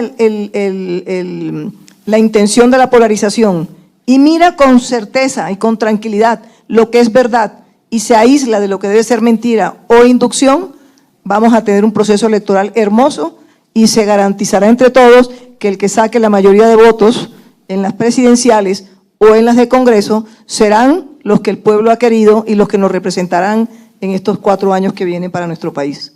Bien, damos así por terminado nuestro conversatorio. Por favor, un aplauso para los importantes invitados que nos acompañaron esta mañana. Hola amigos, el Instituto Petrolero está de aniversario y lo queremos celebrar con ustedes. 4 carreras técnicas: operador de pozos de petróleo y gas, auxiliar de ingeniería civil, técnico en seguridad en el trabajo y auxiliar administrativo y contable. Con tan solo 100.000 pesos se pueden inscribir. Marquen ya 314-392-2999. 314-392-2999. Estamos ubicados en Villavicencio, frente al Hospital Departamental del Meta, en la glorieta del Barzal Alto. Y recuerden, la clave del éxito es estar preparado cuando la oportunidad se presenta. Cambalache se vende esta casa en el barrio San Antonio de la ciudad de Villavicencio, Meta, Colombia. 2 habitaciones, sala, comedor, cocina, patio, 2 baños, 140 millones de pesos negociables. Celular 310-583-0294, 310-583-0294. Cambalache se vende esta casa esquinera de 2 niveles con 2 locales, 2 apartamentos independientes en el barrio Ciudad Porfía de la ciudad de Villavicencio, Meta, Colombia. 5 habitaciones, 2 salas, 2 comedores, 2 cocinas, 2 zonas de lavado, garaje, servicios independientes, 320 millones de pesos negociables. Celular 317-834-9205, 317-834-9205. Cambalache se vende esta promesa de compraventa urbano con régimen de propiedad horizontal, edificio Mirador del Campo, Torre 1, sector de la Glorieta de Monte Carlos, en Villavicencio, Meta, Colombia. Proyecto financiado por el Banco de la Vivienda, apartamento 902, de 100.10 metros cuadrados, 3 habitaciones, principal con baño privado y balcón, 2 baños auxiliares, sala, comedor, cocina, zona de lavado, parqueadero con depósito, servicio de 2 piscinas, 315 millones de pesos negociables, recibo 200 millones de pesos en efectivo, saldo a financiar con el Banco de la Vivienda. Celular 310-218-4175, 310-218-4175. Saludos hermanas y hermanos llaneros. La Escuela Técnica del Meta, ESTEC, les ofrece este semestre los programas auxiliar de mercadeo, auxiliar administrativo, saneamiento ambiental, agente de ventas de aerolíneas, asistente de preescolar, servicio al huésped para hoteles. Son 3 semestres. Las clases son presenciales, mixtos o en línea. Llame al 310-779-7901, 310-779-7901 o acérquese a nuestra sede del Barzal. Recuerden, cualquier programa le ofrece el beneficio de doble titulación y además sale con full inglés por el convenio con el English and French Institute. Cambalache se vende estos 4 lotes unidos, bien ubicados, de 6x12 cada uno, en el municipio de Granada, Meta, Colombia, barrio El Paraíso 2, cerca al Hospital Regional de Granada. También se venden por separado, 56 millones de pesos, 15 millones de pesos cada uno, con documento. Celular 310-218-4175, 310-218-4175. Vamos para el Senado, Centro Democrático, Manguito es el 12. Vota Centro Democrático número 12, Manguito senador.